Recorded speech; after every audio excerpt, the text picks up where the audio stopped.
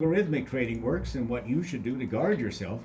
And then mortgage expert Mitch Boxberger is going to join us. Don't want to miss today's show on Mastering Money. Well, this show you never want to miss. It is the Arizona Benefits Specialist with the experts from Arkwood Consulting, and we talk a lot about 401ks, retirement plans. We talk about HR, and of course, we always make sure we talk about benefits, and that's group benefits for different companies in town. And to joining us right now to do just that is Peter Rowe, the founder and owner of Arkwood Consulting, as he joins us this morning for the Arizona Benefits Specialist. Good morning, Peter. Good morning, sir. How are you today? I am doing well. It sounds like there's a lot going on out there, legislative moves and things that are being discussed, and what's okay and what's not, and what's constitutional and what's not. ACA is coming up on its 10-year anniversary. Really? Yeah, the bill was signed into law on March 23rd of 2010.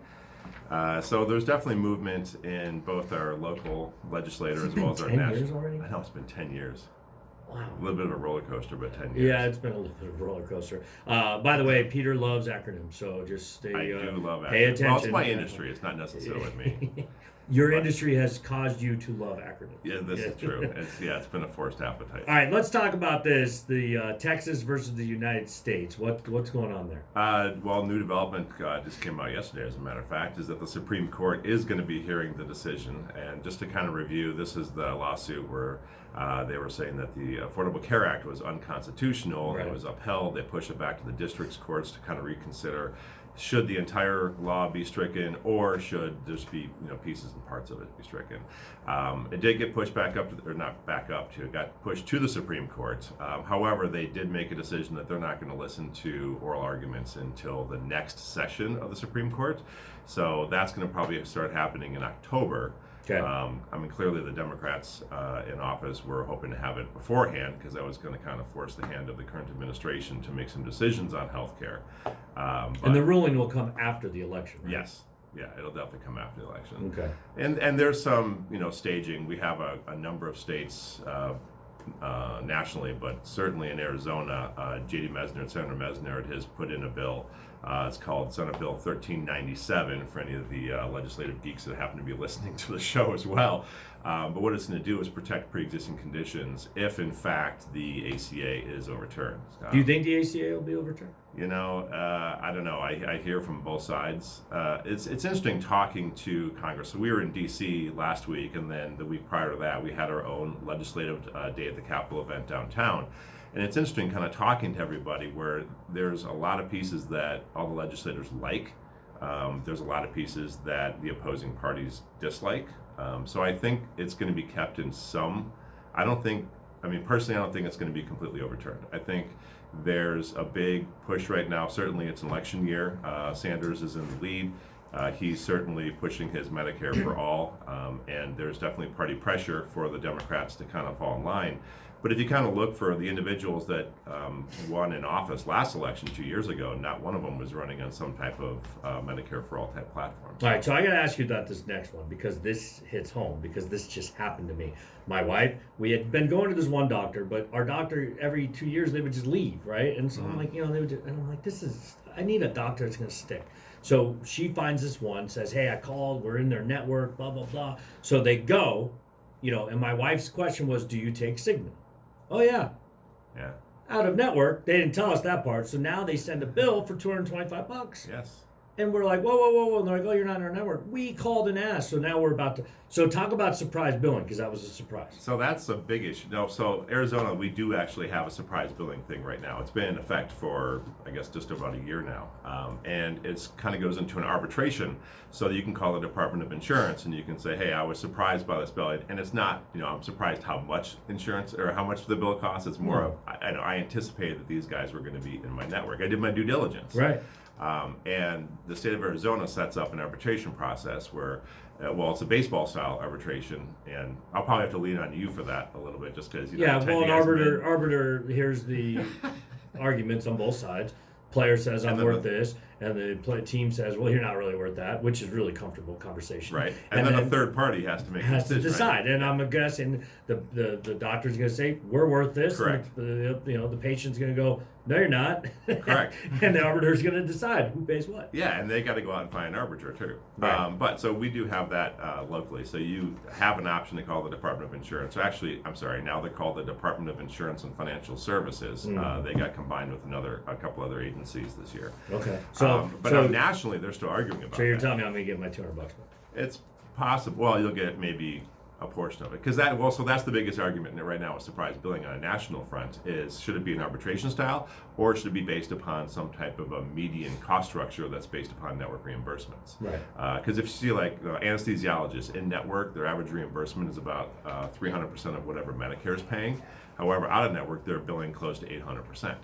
So, and the difference between the arbitration and the network fair market value is that the arbitration is going to be based upon a billing rate. So you're starting with a higher number versus on the fair market standard, you're starting with a lower number, so it can save about $25 billion over 10 years, according to the studies. If you're just tuning in, by the way, you're hearing the wonderful voice of Peter Rowe, the owner of Arkwood Consulting. They are the Arizona Benefits Specialists. It's a special feature we do every Tuesday at 7:35 right here on Money Radio. All right, you got there's a lot of local stuff that we got to go over.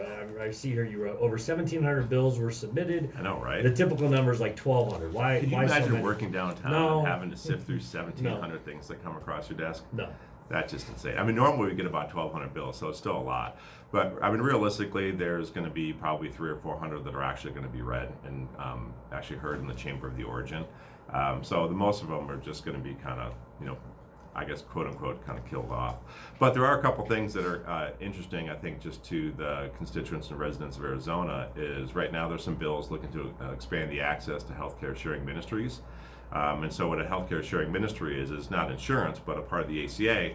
They put together some plans that were exempt from the individual mandate, which means that if you enrolled in healthcare sharing, then you weren't penalized on the individual mandate side. So Arizona adopted that as well, but there was an acceptance date of a qualified sharing ministry that was line in the sand for the individual mandate of December 31st, 1999.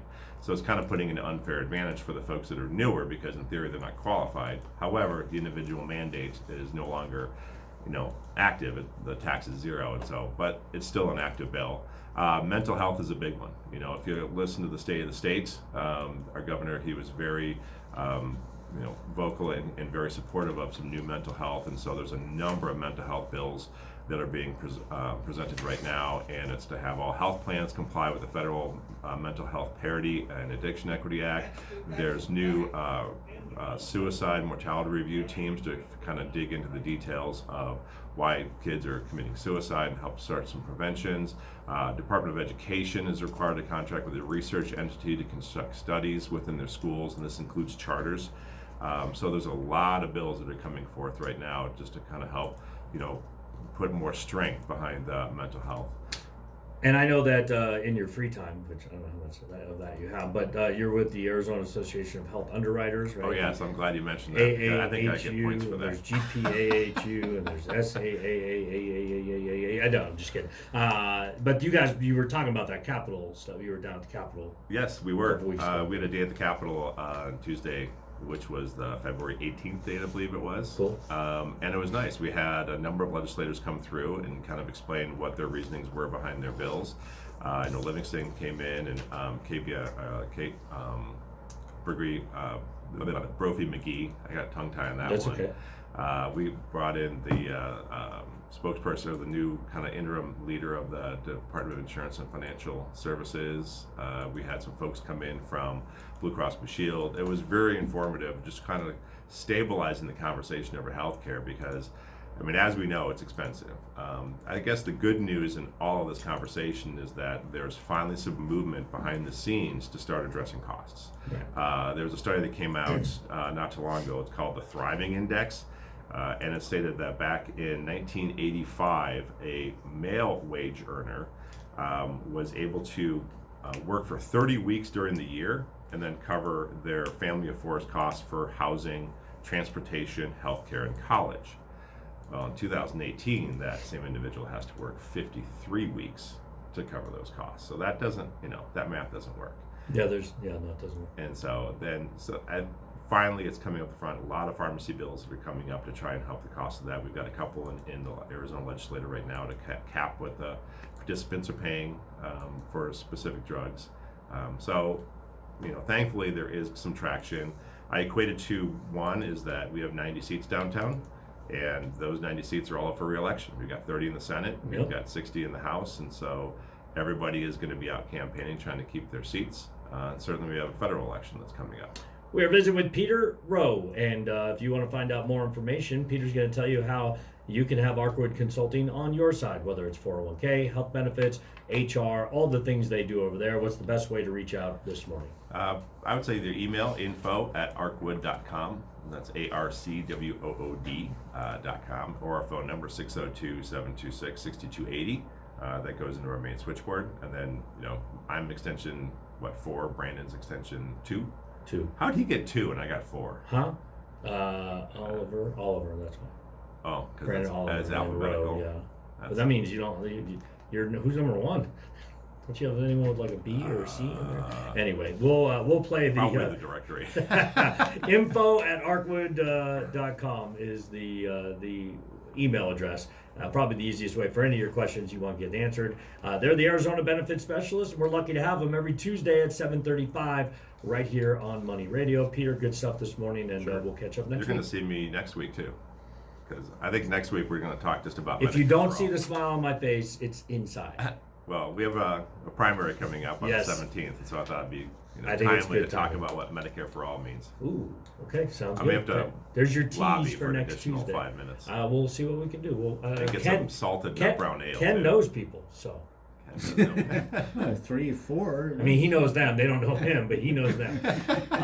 Yeah. Was I stalk? Yeah. Hey, real quick, I do want to take a moment because I got to tell you about my great friends over at londonmortgage.com. This website redone for the new year 2020. And look, that doesn't make them a better company just because they have a new website. But I'll tell you what, their website's pretty